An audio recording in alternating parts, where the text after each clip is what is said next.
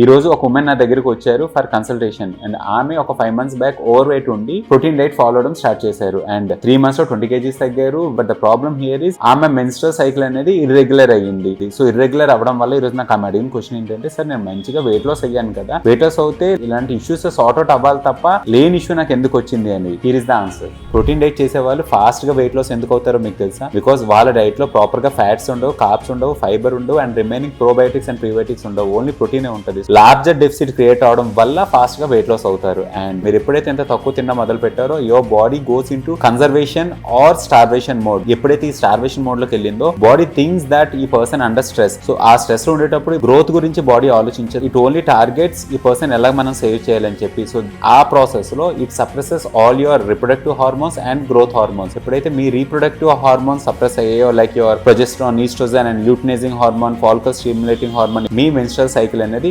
Irregular అవుతుంది. And also protein తో పాటు healthy fats are also much important for your hormone synthesis. మీ menstrual cycle రెగ్యులారిటీకి it also needs vitamin B and also magnesium. So final గా diet అంటే మీ బాడీలో కొన్ని hundreds of trillions of cells ఉంటాయి. ఆ సెల్స్ కి కావాల్సిన అన్ని న్యూట్రియంట్స్ అందిస్తేనే దాన్ని డైట్ అంటారు. The key here is balance diet follow అవ్వండి, దాంతో పాటు హెల్దీగా వర్కౌట్స్ చేయండి అండ్ కీప్ ప్రోగ్రెసింగ్. ఇవన్నిటితో పాటు consistency is the key. Stay healthy.